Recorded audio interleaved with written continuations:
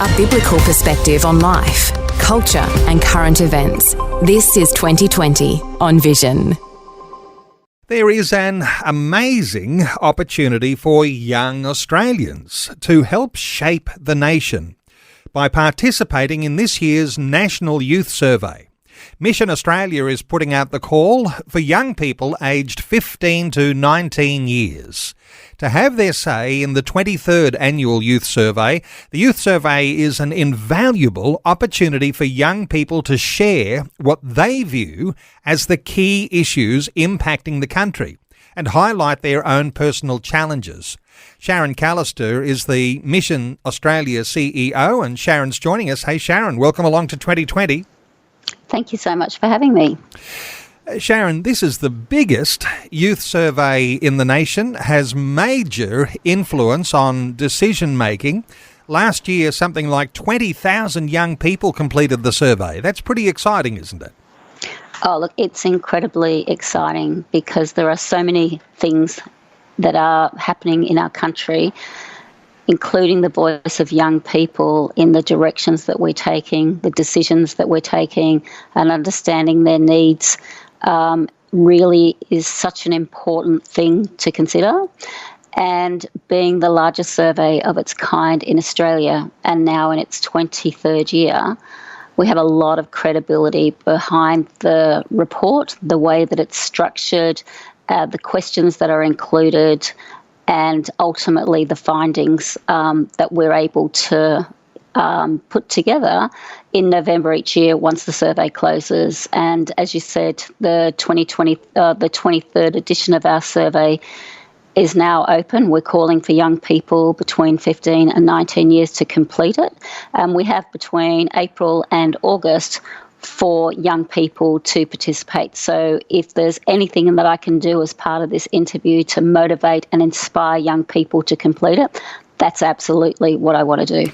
And we'll come back to that because, yes, if you have young people in your household or within reach of where your influence lies, you'll want to encourage those young people to participate in this survey this year. Hey, it's the biggest survey, 20,000 young people, and they're sharing their thoughts, their feelings, and their experiences. So you're trying to capture something of what young people are really feeling about life in Australia. That's absolutely correct. And the survey is, it's about 50 questions, takes about 20 minutes to complete. But what we find, or the information that we have from that, we're able to very confidently talk about the key issues that our young people consider as important for Australia today. Also the biggest personal challenges that they have, and then any supports and recommendations that they have in terms of helping them, or, as I said, providing direction to policymakers, decision makers, governments, non-government organisations like Mission Australia, in terms of how we conduct our organisations and make things relevant for young people. And you've been doing this for many years now, so undoubtedly there's the results from last year and the year before, and those become trends. And no doubt there'll be analysis over the times ahead when you'll be able to say these are the trends that young Australians are thinking and feeling and experiencing. Come back to last year's survey, though. What were the biggest concerns that young people held about Australia? So the most important issues that young people called out in the survey last year were concerns with the environment, equity and discrimination, economy and financial matters, and mental health. They were the top four, and generally we would report on the top three, for instance. But the environment was far and above the biggest concern, especially climate changes, and unsurprising given there's so many catastrophic climate events happening across the world, whether it's floods and the like. So that's not a surprise. But we couldn't really pick between the next three, which I was mentioning were equity and discrimination, economy and financial matters, and mental health, because they were all very, very closely rated as some of the most important issues in Australia today. And on a personal level, the issues that young people told us that they're experiencing personally or had experienced in the past 12 months, it was issues like stress around school, personal issues with mental health, and also issues with relationships. So it's really terrific to see that young people are able to clearly articulate issues that are across the country about the things that we need to consider, but that they're also able to reflect on the issues that are personally impacting them. And we always ask for that experience in the past 12 months. And of course, times are changing so quickly, aren't they, Sharon? Because right now we're seeing the cost of living crisis really bite.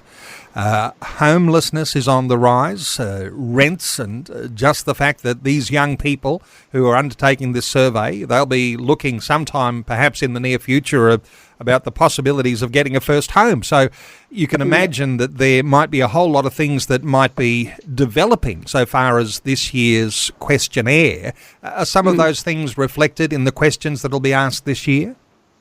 They certainly are, and every year we do look at like the previous year's survey, and then we kind of look at what are the key things that are happening in our world, if you like, and so we try to adapt some of the questions each year to be more relevant. So as you said, housing crisis, cost of living, so there's key questions on those, whether, like, whereas maybe 10 years ago we wouldn't have had such a focus on that. The emergence of social media and the platforms, the impacts of those, even alcohol and other drug use is becoming more prevalent. So we're focusing on those areas in addition to other areas that we have focused on in the past, because what we want the surveys not just to be a repeat and rehash every year, but to be really timely and relevant. And by looking at all of those aspects well ahead of putting the survey together, we're very confident that the key issues that we need to ask questions around, we're certainly doing that.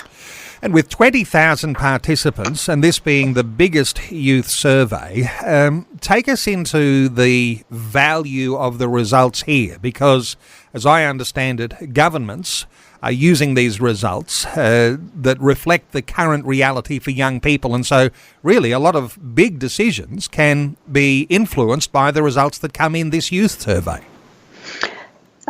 Some really good points that you've mentioned there. And if I were to start with government, I completely agree with your comments. We do provide the report to government, and we also brief government on the key findings as well, which is wonderful because they're the policymakers and setting direction in many things. And, you know, you never want to make a decision or a plan about a person without actually including them in the discussions about that. So that's really, really encouraging.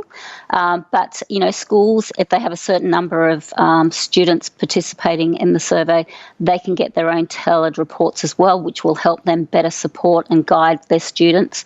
Organisations like Mission Australia, we provide a number of services to youth. It helps inform the delivery of our programs and the setup of our programs to make them more effective. But, you know, anyone can get a copy of the survey results. If the public are interested, they can go to our website. And same with parents, you know, just mums and dads and carers. Information is also available to them. And it's incredibly insightful. As I said, we're talking about the big issues, but also personal challenges. So it's such a broad audience that can really benefit from this survey.